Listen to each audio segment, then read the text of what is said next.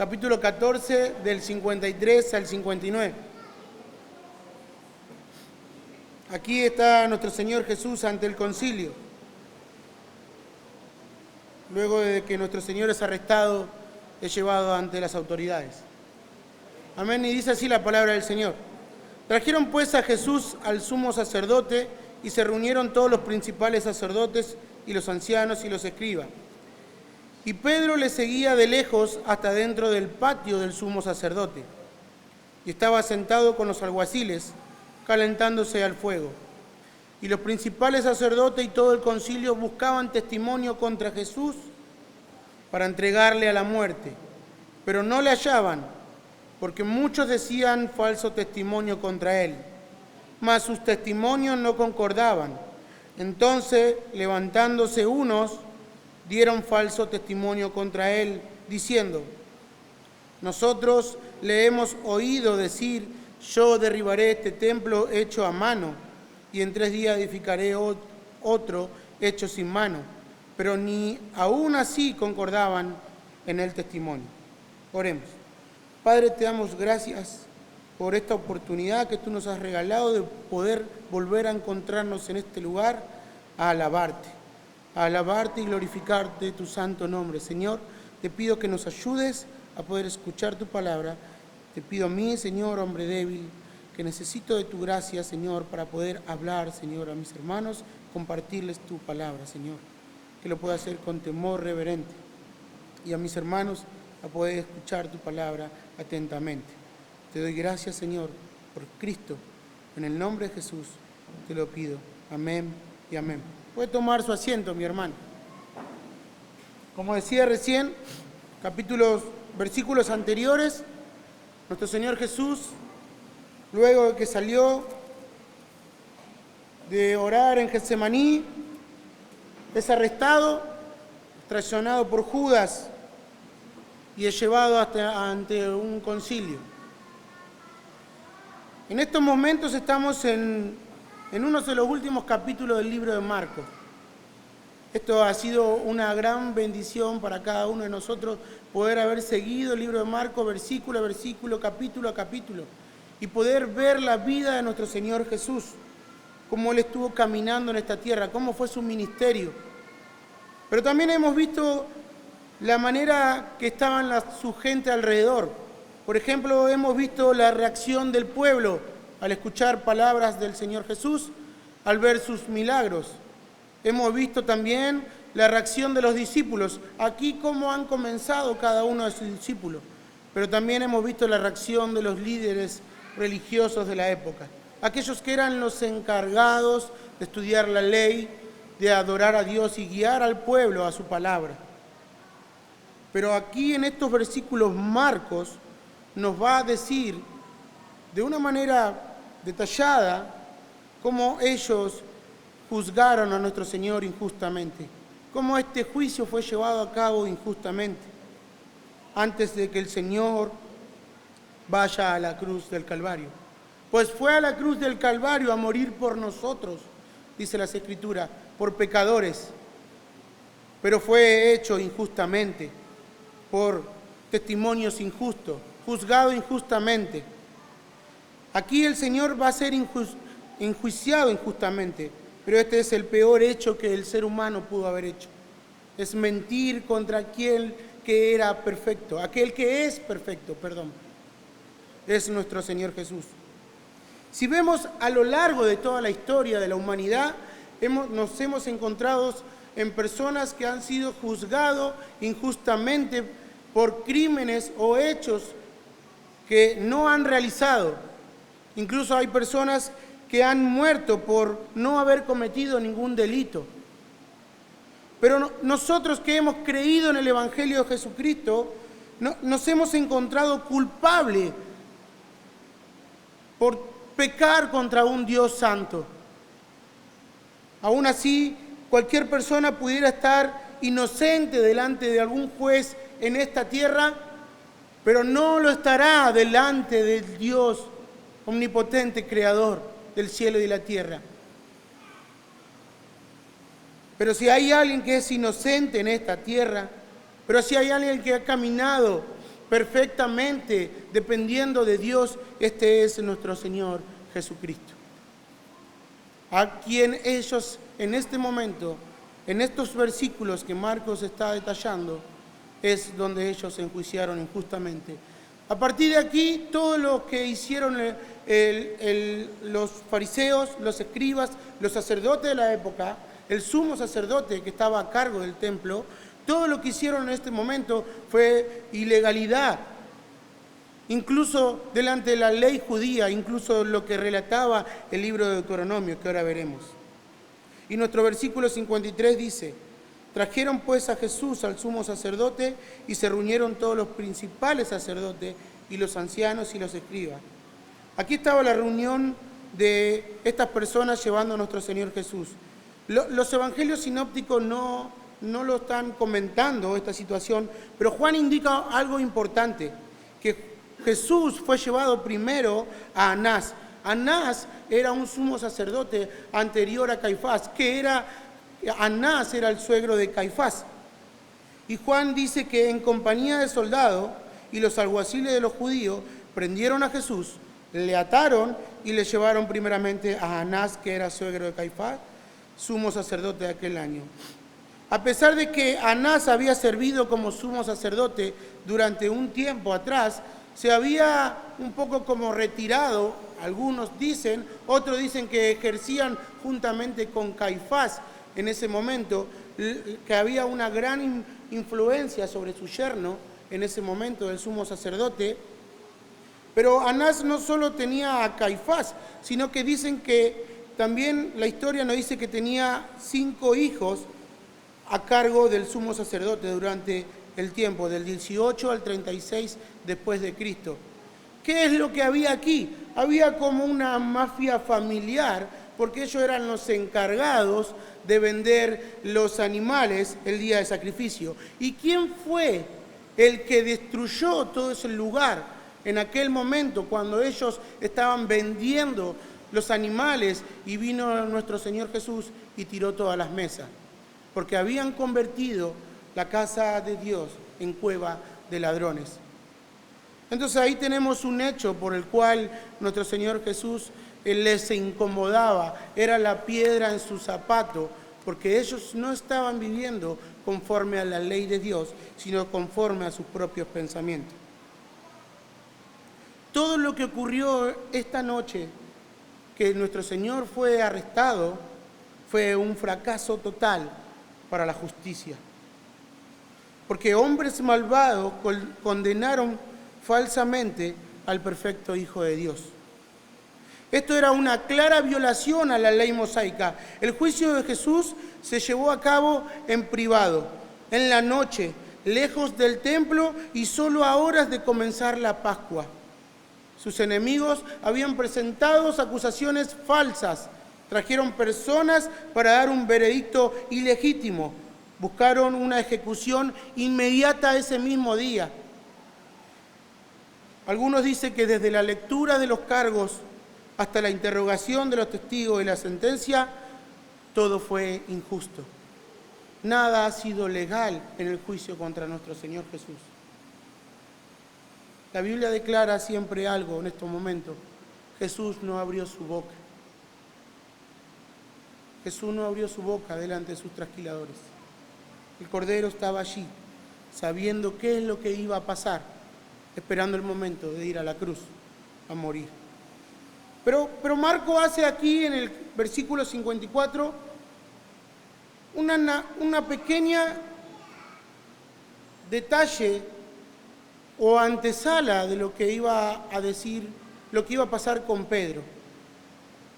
Pedro le siguió desde lejos hasta dentro del patio del sumo sacerdote y estaba sentado con los alguaciles calentándose al fuego. Es interesante porque más adelante va a hablar sobre la negación de Pedro, pero Marcos lo pone a Pedro aquí en la escena, que es uno de los que estaba viendo al Señor de lejos.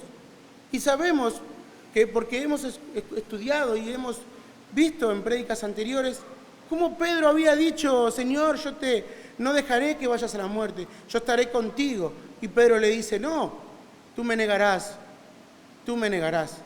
Aquí tenemos un paralelo con Judas. Porque Pedro también traicionó a nuestro Señor Jesús. Es interesante ver la vida de Pedro a lo largo de Marcos. Uno se pone a pensar cómo este hombre tosco, duro, siguió al Señor, prometió todo y luego lo negó. Pero ayer también, cuando nosotros predicamos miércoles y jueves, hay un momento que se nos cruzan las prédicas, que estamos pensando en algo y estamos pensando en otro. Y pensaba cómo Dios ha dado este arrepentimiento a Pedro. Ha escogido a Pedro desde antes de la fundación del mundo. Y Pedro se arrepiente de su pecado y vuelve al Señor. Usted verá más adelante o en los evangelios paralelos encontrar a Pedro después con nuestro Señor Jesús resucitado. Pedro, ¿me amas? Pedro, ¿tú me amas? 3 veces le preguntó, Pedro, ¿tú me amas? Tú lo sabes, Señor, apacienta mis ovejas. Vemos el cambio de Pedro en el arrepentimiento que él tiene, porque Dios le había dado ese arrepentimiento. Lleno de culpa y de llanto, Dios le había otorgado el arrepentimiento. Pero no quiero meterme en la vida de Pedro aquí, porque Marcos lo nombra un poco y dice que está allí, pendiente. Pedro está allí, mirando a nuestro Señor Jesús desde lejos. Trata de no involucrarse con Él. Trata de no tener nada que ver con la persona que está sufriendo allí el maltrato, con la persona que está sufriendo las injusticias de aquellos que supuestamente amaban a Dios. Pedro está ahí desde lejos. Versículo 55. Y los principales sacerdotes y todo el concilio buscaban testimonio contra Jesús para entregarle a la muerte, pero no lo hallaban. Lo único que mostraron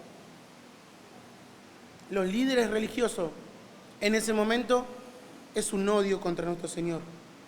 Ellos habían desatendido descuidadamente cada ley que debía ejecutarse en ese juicio. La ley judía decía que ningún juicio debía llevarse a cabo durante alguna celebración. Y Jesús fue juzgado durante la Pascua. Cada miembro de la corte debía votar individualmente para condenar o absolver, pero Jesús fue condenado mediante un griterío de personas y abofeteado en el mismo momento. Si se daba la pena de muerte, se debía pasar una noche antes de la sentencia que se llevara a cabo. Sin embargo, nuestro Señor Jesús, solamente a unas cuantas horas de haber pronunciado su veredicto, fue crucificado. Ningún juicio debía haberse llevado por la noche, pero nuestro Señor fue juzgado antes del amanecer. Todas estas cosas que supuestamente nuestro Señor Jesús había cometido, Él había dicho, ellos dicen que Él había cometido blasfemia. Ellos pensaban que nuestro Señor Jesús era un terrorista de Estado, por así decirlo, un terrorista religioso, a cual ellos acusaron maliciosamente. Estas personas que supuestamente tenían el celo por la palabra, el celo por la ley, el celo por la casa de Dios, esa misma noche violaron todo tipo de ley, demostrando un odio hacia la persona de nuestro Señor Jesús. La pregunta también que pudiéramos, ¿dónde está la multitud que seguía a nuestro Señor Jesús? Aquellos que vieron los milagros, aquellos que vieron los prodigios, aquellos que vieron las señales, e incluso ¿dónde están sus apóstoles? Nuestro Señor Jesús estaba solo, viendo la hipocresía de aquellos que lo amaban, que amaban a Dios supuestamente. Cada vez que los principales sacerdotes o los escribas y fariseos se acercaban a nuestro Señor Jesús, y lo hemos visto, se acercaban de una manera maliciosa, de una manera con mentira, de una manera para hacerlo caer. nunca con la verdad. El que les contestaba con la verdad era nuestro Señor Jesús. Y los dejaba en ridículo, porque ellos no cumplían la palabra del Señor. Ellos ya tenían el veredicto firmado, solamente necesitaban el delito para poder llevarlo a la cruz del Calvario. Y bueno, la palabra dice que muchos decían falsos testimonios contra él, mas sus testimonios no concordaban. El libro de Deuteronomio, capítulo 19, versículo 16, nos dice que cuando se levantare testigo falso contra alguno para testificar contra él, los dos litigantes se deben presentar delante de Jehová y de los sacerdotes y de los jueces que hubiera en aquellos días. Y los jueces inquirirán bien si aquel testigo resultase falso. Y si hubiese acusado falsamente a su hermano, entonces haréis a él como él pensó hacer a su hermano, y quitarás el mal en medio de ti. En otras palabras, ellos debían utilizar Deuteronomio con ellos mismos,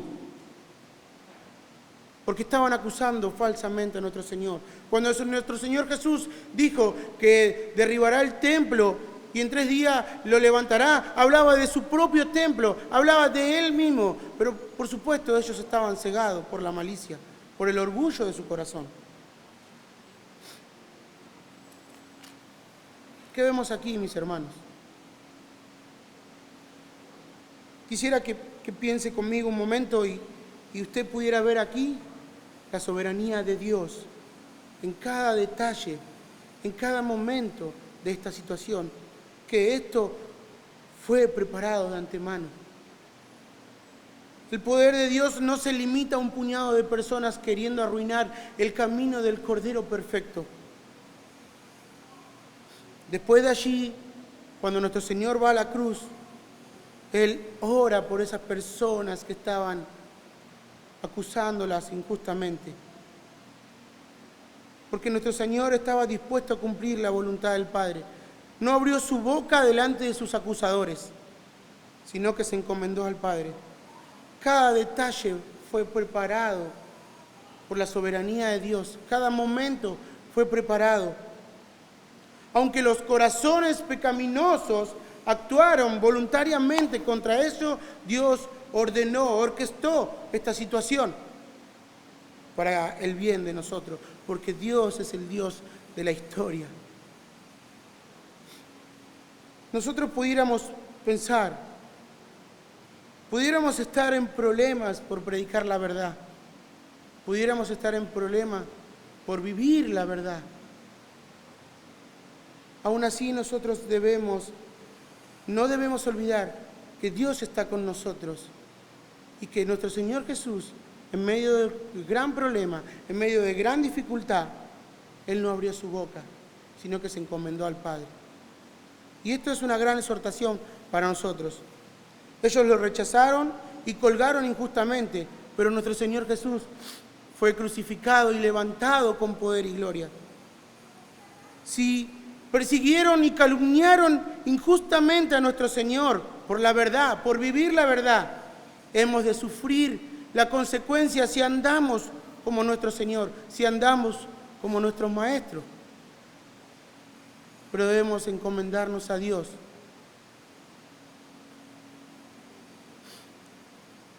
Si alguna vez alguien te ha tratado mal, si alguna vez alguien ha hecho algo injustamente contigo o conmigo, si alguno de nosotros sentimos que es algo injusto lo que están haciendo con nosotros por vivir el Evangelio, por predicar el Evangelio,